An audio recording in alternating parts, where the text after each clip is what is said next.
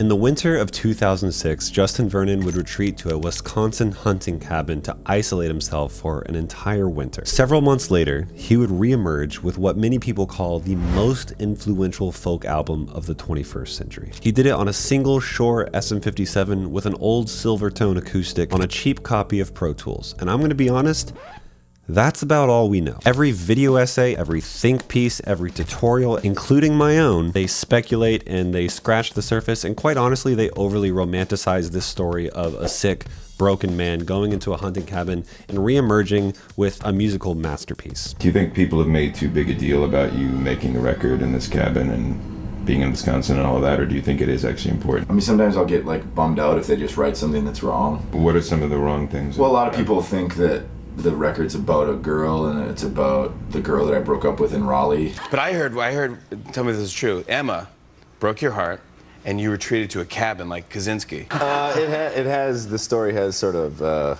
manifested into something different. So let's just keep that as the truth.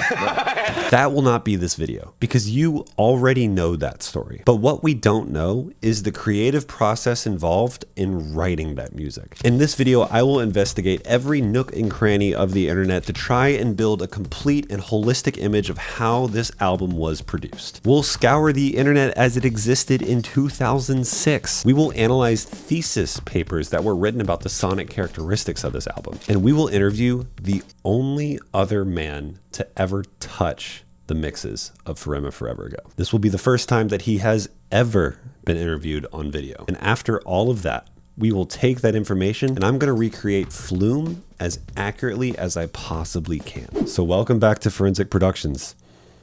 Been a minute. This is a clip of Justin describing the main guitar from the record.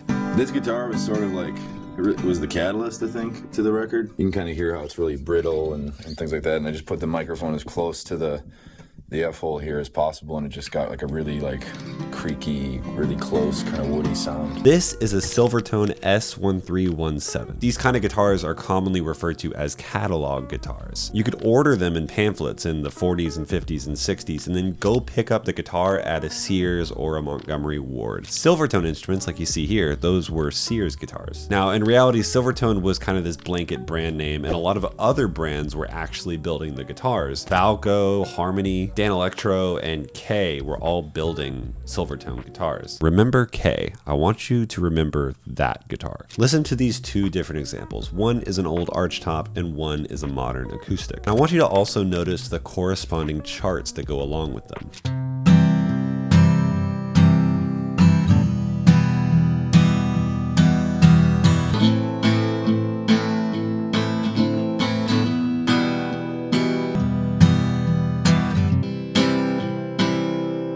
Now you'll notice a lack of low end in the archtop guitars compared to the other acoustic. This will kind of shift the tonal characteristics of an archtop to be much more mid-range heavy and treble focused and have that big, rich, boomy, confident sound of a regular acoustic. This lack of low end is kind of what gives people the idea that these archtops sound a bit more dry, a bit more aged. Now most of the songs were recorded on this guitar with some exceptions, like Skinny Love was recorded on a resonator, but there are a few other elements to these guitars that give that aged vibe more than just an old acoustic. Firstly, the tuning. Anyone who's tried to play along to Skinny Love, for example, knows that the guitars aren't actually tuned to a traditional Western scale. Despite Skinny Love being in an open C tuning, it's actually not true C. It's a little bit flat. And this is true across a lot of the album. Listen to Flume played in standard tuning and then the tuning that's actually on the record.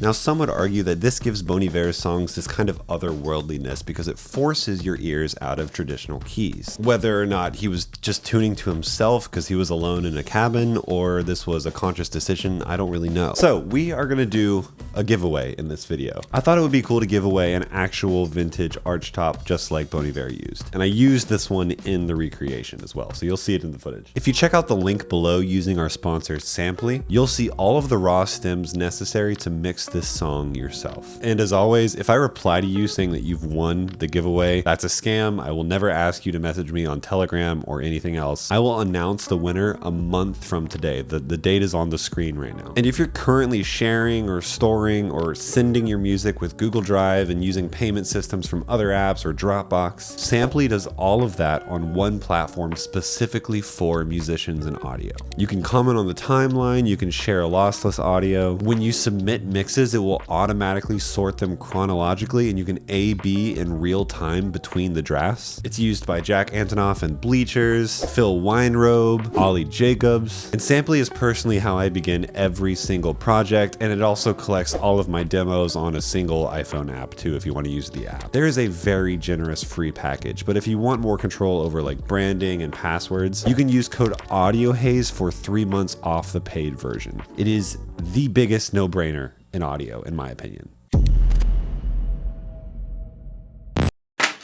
This is a thesis paper called Microphone Practice on Selected Songs from Bon Iver's For Emma Forever Ago. It's by Amanda Lewis. Based on what I've been able to find, this is a proposed thesis paper for a PhD candidacy at Western Ontario Department of Musicology. In short, it's a 9-page paper about microphone placement and its role on a few selected songs on the album. It talks about how the SM57 was placed relative to the positions of different sound sources and how that placement influenced the tonal characteristics of the source being recorded. Now, before talking about some of the more measurable things in this paper, I want to talk about this stylistic choice that Amanda outlines, namely stacking and double tracking sound sources. Let's take Skinny Love for example. Amanda outlines that several distinct takes performed in different styles, all of which are then layered on top of each other, kind of creates the basic tone and vibe of the record. Skinny Love has 2 different guitars, one playing on the left and one playing on the right, and the differences in timing between these 2 guitars create this sort of uneasy wavering feel between the left and right stereo field. But it goes a lot deeper than that. Amanda notes that around the 10-second mark when the second guitar appears, it's a lot warmer.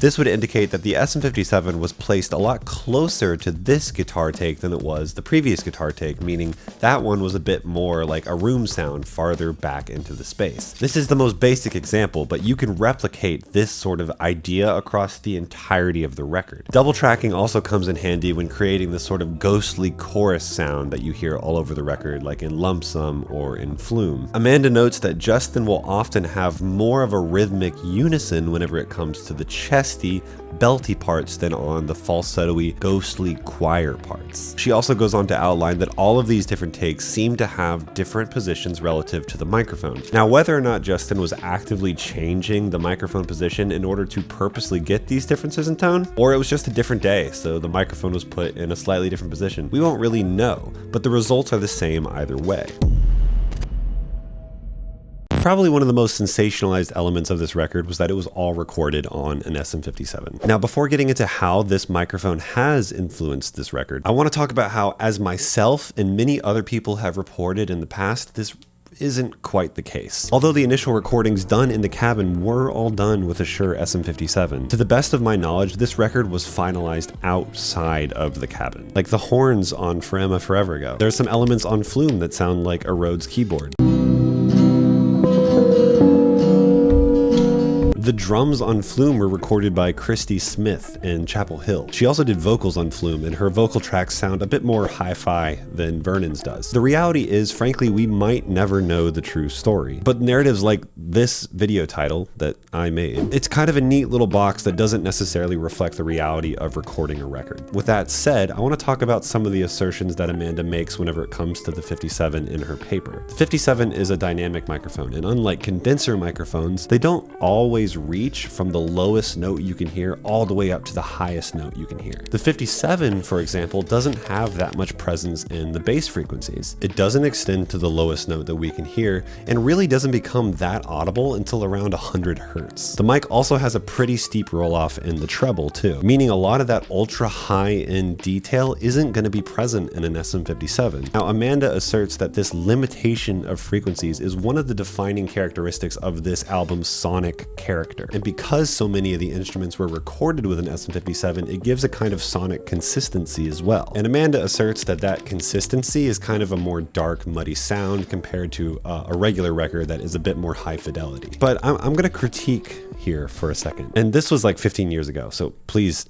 leave this woman alone. She's probably tired of hearing about this paper that she wrote about in college. But the reality is, I can't quite get behind this. First and foremost, the SM57 is not a dark and muddy microphone. As we mentioned, it doesn't really even have that much bass. And it has a pretty peaky sound in the upper mids and in the low trebles. But beyond that, I found this old forum post. And if I had known where this post would take me.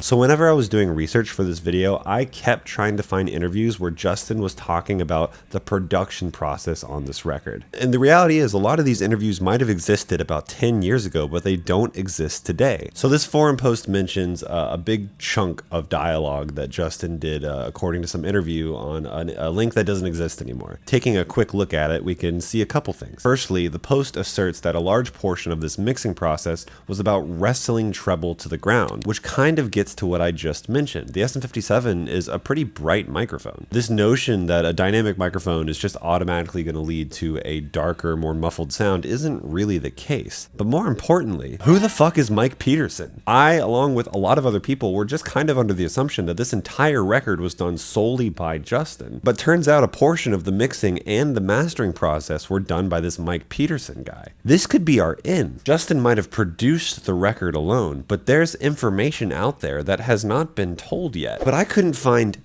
anything about Mike Peterson. No credits, no articles, nothing. Turns out that's because Mike Peterson doesn't exist. After a bit more research, I found this old article about a local studio in Carborough, North Carolina called Track and Field Recording. Unfortunately, it states that due to rising rent prices, they went out of business like 10, 15 years ago. But a bit further down, and we see that one of the owners mastered for Emma forever ago. His name was Nick Peterson. Something must have been lost in translation. I know this was a phone interview, so it could have been misinterpreted as Mike Peterson. Who knows? The story is lost to time. Point is, we found our guy, but I still couldn't find anything. I knew he was still working. He had credits on his Discogs. He even co-owned a studio with John Bird, who has worked with Death Cab for Cutie and even has a live EP named after him. But he just wasn't online. No contact info to be found. After hours of investigation, scrubbing through multiple articles and reviving old broken links, I found his old email address. And I decided to give it a shot. And before I knew it,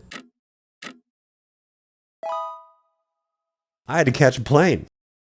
So super quick, these videos take a ton of research and time, often months in the making. If you check out the subscriber number below, it's really not that big of a channel, and the way that these videos gain traction is through user engagement. So if you like these videos and you'd like to see more of them, dropping a like, a subscribe, a comment, it really means a lot. So thank you so much. So this whole trip was so surreal for me. For those who don't know, Carborough, North Carolina is my hometown. Track and Field Recording was a 3-minute walk from where I learned to play guitar. Nick's place happened to be 30 minutes away from my parents' house. This whole trip had a coming back home vibe to it, which I can't help but see the parallels between Justin and Wisconsin and coming back home in North Carolina and me coming back home in order to do this piece. It was just, you know, it's a cool parallel, I guess. All right, so we came all the way from New York to go see somebody who has worked on this record that I don't think has ever been talked to. We are driving like deep into the woods though, so hope it's okay. Turns out Nick lives deep in the woods of North Carolina in a single room cabin, and the entire thing is a beautiful studio. And dude, this cabin studio setup that Nick has to be the dream. We've all thought about making this studio before, and here he is living in it. Yeah, I want to talk about like specifically how you met Justin, how that came to be, and what the timeline is between like meeting Justin, working on the record, track and field, and that whole process. I'm not sure how I was first introduced or met Justin. I think I did Justin's record in like the spring of 2007, or we did it together. Justin's record is very early. That was like the 10th record I'd ever like charged money for, mastering wise. That must be crazy to have the 10th record go like that. You know? Oh yeah, totally. It's unimaginable. So there's an entire documentary about track and field that was never published. And the filmmakers have actually agreed to release the entire documentary. So that will be linked down below. So if you want to see this like snapshot of history around when Bon Iver was in Chapel Hill, definitely check that out. Was it on this console? No, it was, so the mastering for that record was all done digitally. I do believe at that time I did have a Neve 5314 mixing console. So yeah, like the whole setup was first generation iMac G5, Pro Tools 002 interface with the black line, clock mods, and all that kind of stuff that they were offering at the time. And then that was being light piped out to the Alesis Masterlink. And that's what we would render the mixes down, or the masters down from the Pro Tools session. A large part of these like interviews that I was able to find, Justin was talking about how he was really trying to make the record sound more analog. The whole process of recording the record, he said he was talking about how he was trying to wrestle down the treble. What was the process like whenever you were like working through that? That was like the first thing that we kind of talked about. At that time, like digital was new, but it was like very popular. We weren't used to like using interfacing like analog gear with it. So like even like say microphone preamp, like that would start distorting way before like digital zero or whatever. So there's a tendency to be like recording too hot into the digital realm because you know it could take it. At that time, I feel like is very trend, and I listen back from that era is records are very loud and very glassy and very trebly sounding, very bright. Absolutely. Because everyone's like like embracing the technology but kind of abusing it too. And that was like one of the things I always kind of strive to stay away from is like dating things I work on with production techniques or like the new thing.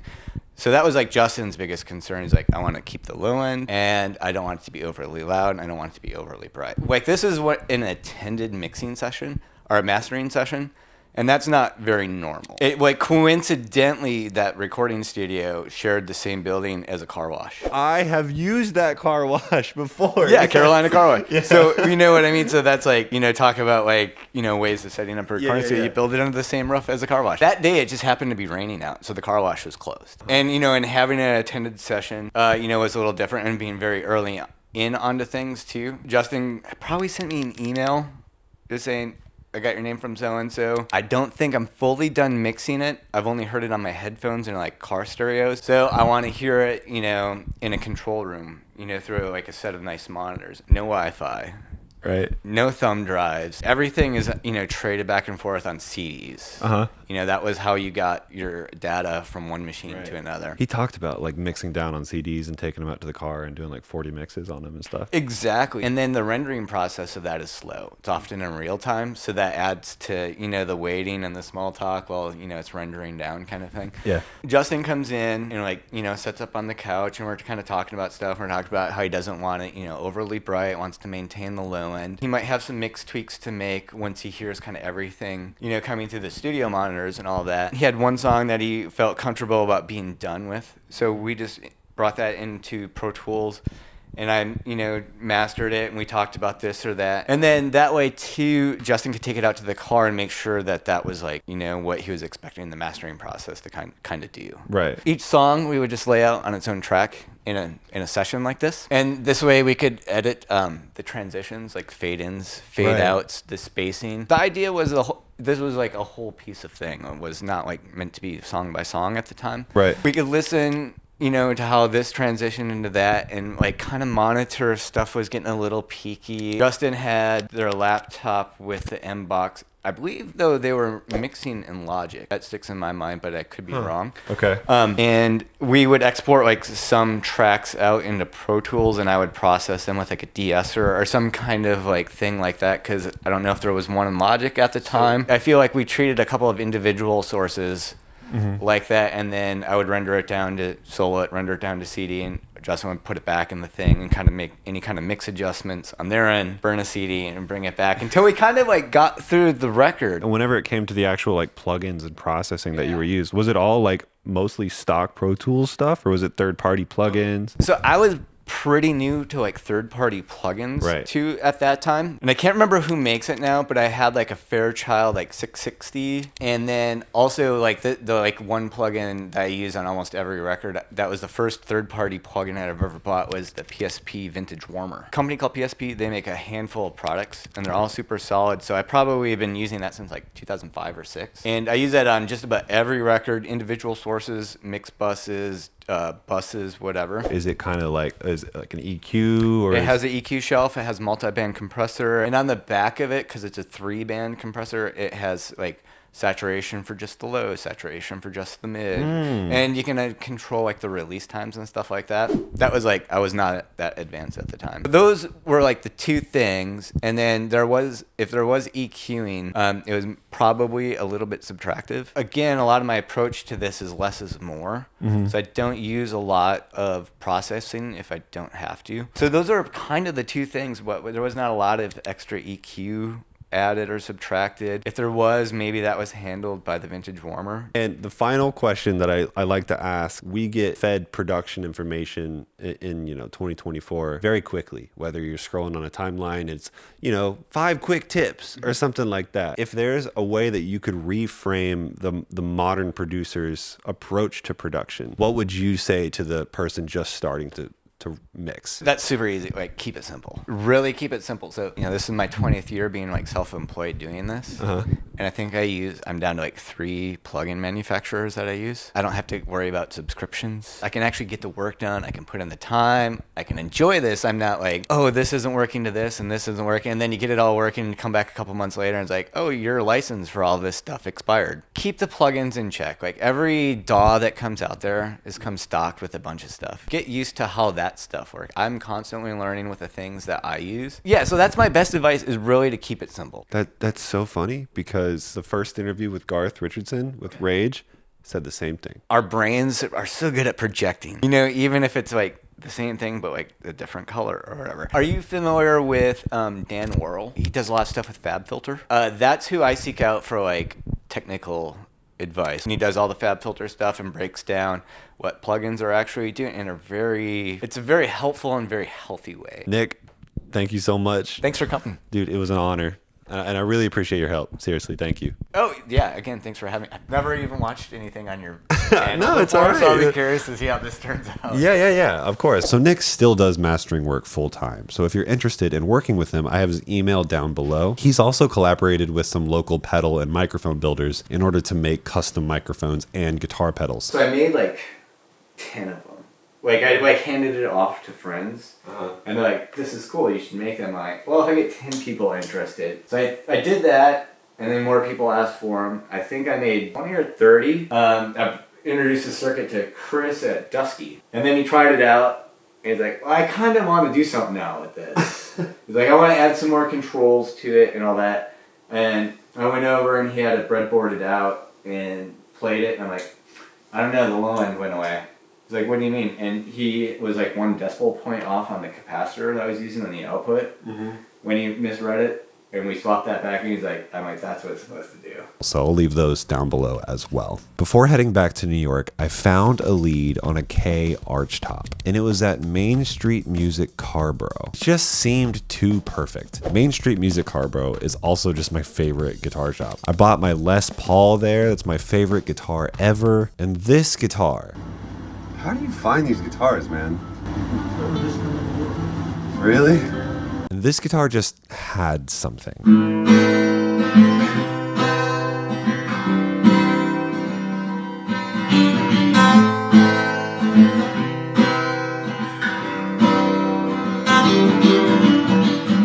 So I bought a flight case and I took it home with me.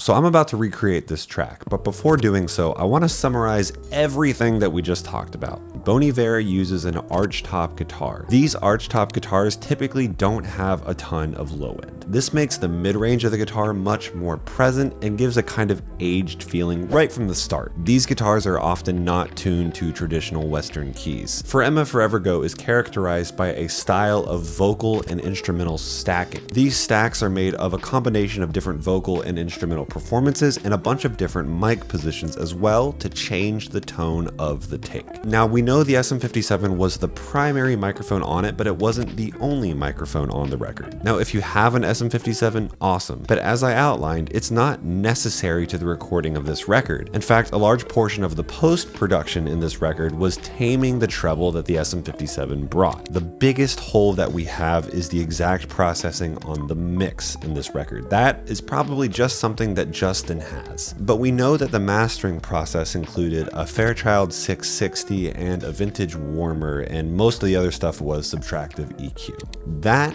is enough to start building a track.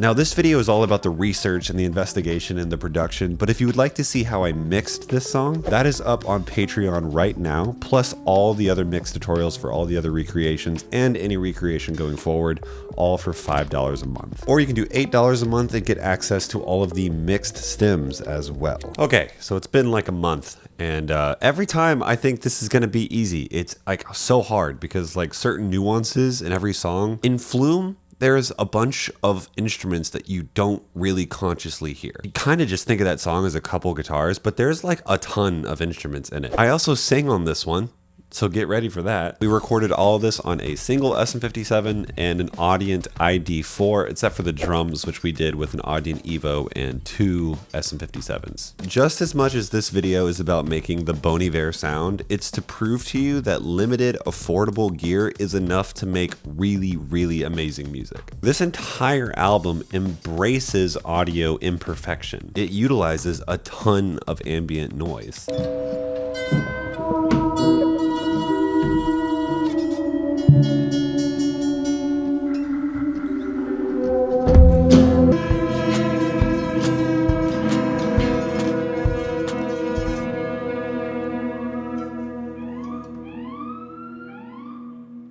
You should leave imperfect, unclean takes with buzzy chords.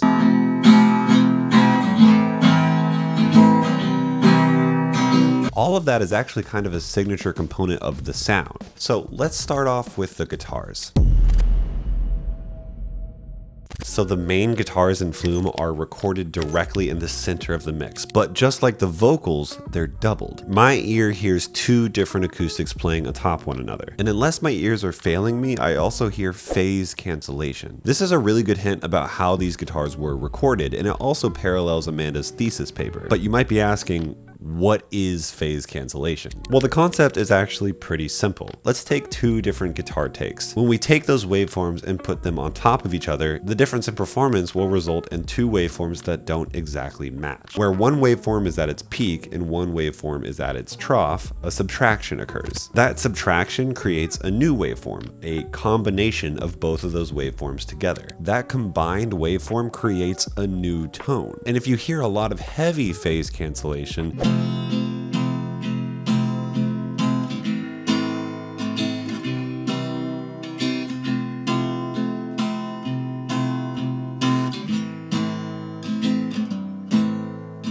that's probably a good indicator that these two different tones were recorded with two different microphone positions. Not only will these two different mic positions have two different tones, but the discrepancy in microphone distance will also create a difference in time of arrival. All of this to deduce that these two different guitars were probably recorded with two different microphone positions. Now, when recreating these tones, there was a ton of trial and error. Here's a bunch of different tones that just didn't make the cut.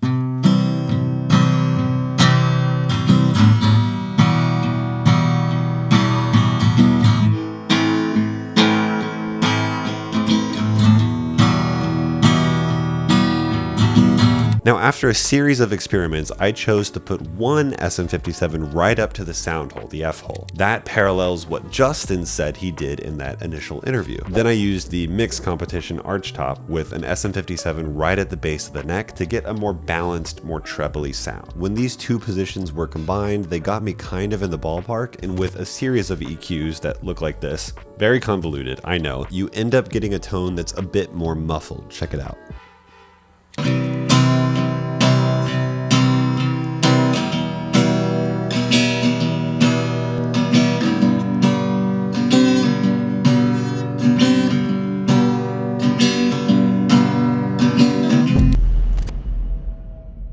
Now, there are a ton of different ambient and EBow guitars all over this track. An EBow is this little device. It's basically a magnet that pulls the guitar string itself, making it resonate forever. Actually, we use an EBow on an acoustic, which is pretty unusual. Now, one is a more traditional EBow sound, just kind of a sine wave, and the other is this kind of heavy buzzing that's happening throughout the entire track. It kind of has this grinding effect to the sound.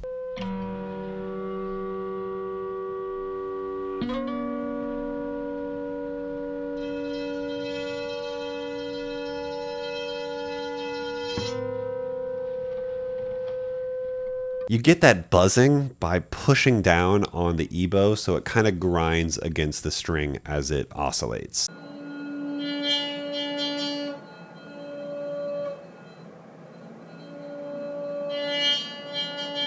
Now let's combine the EBow with the regular guitars.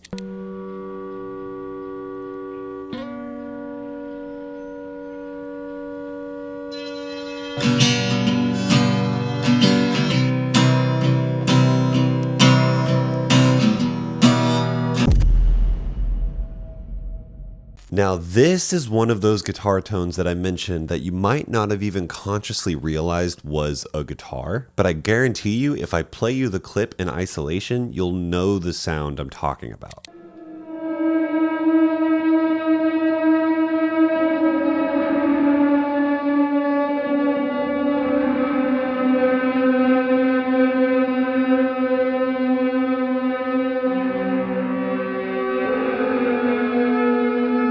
Now, this could absolutely just be his arch top, which has a pickup, being run through some crazy effects in Pro Tools with a drenched reverb and crazy delay. But this tone had me stuck. And the tone that I ended up getting to match it definitely was not what he did. The effects I used to remake the sound didn't exist in 2006. So I ended up running my Les Paul through my Ranger Effects reverb with the size of the reverb really maxed out. That runs into Chase Bliss Lossy, and then through a Boss DD8 with the delay cranked all the way up, so it's almost completely wet. Here are my settings on the screen.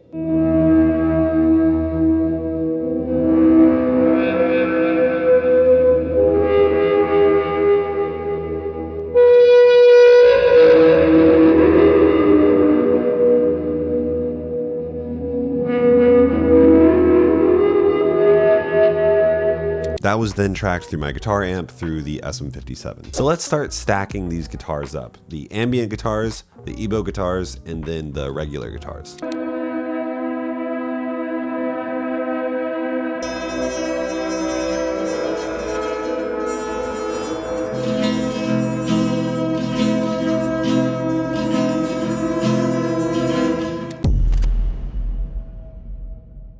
I decided I was going to play every instrument on this track. I look like the saddest, most pathetic drummer in the whole world.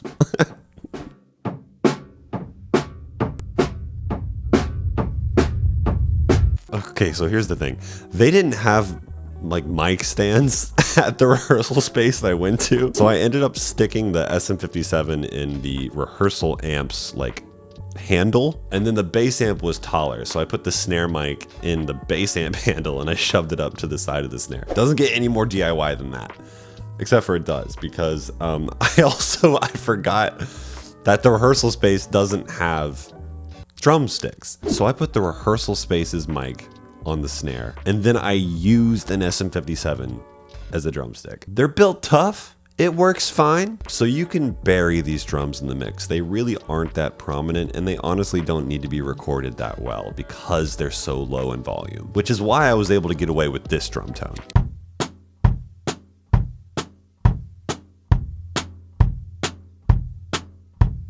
Other YouTubers do the craziest shit.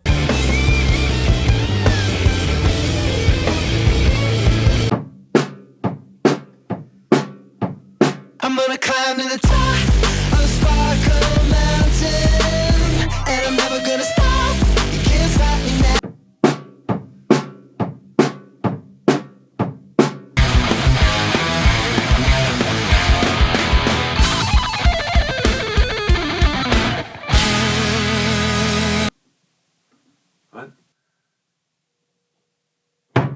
It's not the most glamorous YouTube channel, but it is more realistic, I guess. So for anyone wanting to try and sing, actually Bon Iver is a really great starter because all of these different vocal layers on top of each other kind of hide the imperfections in pitch and timing and tone. So for the verses, I stacked 3 different vocals on top of each other, each one kind of varying in dynamics and levels and also microphone position. And then in the choruses, I had a total of 8 different doubles. And then my lovely partner Laura Mona doing the outro vocals that Christy Smith did on the original record. You can check out her music here, some of the stuff I even produced. I'm about to show you a couple of these takes on their own. They're not as good as Justin's. Only love is all maroon. Only love is all maroon. Only love is all maroon. Only love is all maroon. Only love is all maroon. Notice how they start to sound a lot better the more you stack them. I also think it's important to notice that there isn't really a lot of reverb on these vocals. Although this whole album is very ethereal and kind of surreal, and it kind of feels like there should be reverb all over the record, it's pretty dry. You can also let the sound of your untreated room shine in these kinds of recordings. And the SM57 will take care of a lot of the reflections anyways. Finally, we added a MIDI Rhodes emulation and just the DI bass sound, and that's about it. And with our investigation completed, everything recorded, I'm ready to show it to you. Just a reminder that we're running a mix competition where you can win a vintage archtop, and all of the raw stems are down below with our sponsor Samply. And you can check out the Patreon to get the entire mix tutorial to see how I did it. Plus the entire full 30-minute interview with Nick is up there too. And you can use that tutorial on the mix competition and win one of the guitars on this track. So here is Flume.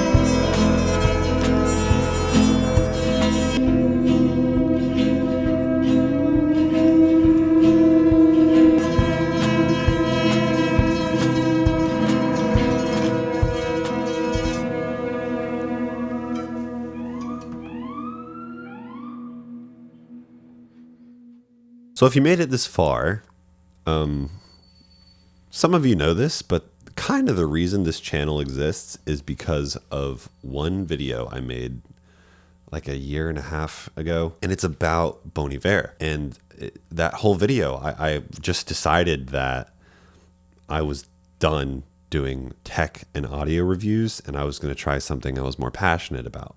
It was my very first video trying to do that, and it like blew up. Still this like second most viewed video on the channel. So I owe a lot to this album, and I hope that this video was a good way to honor that.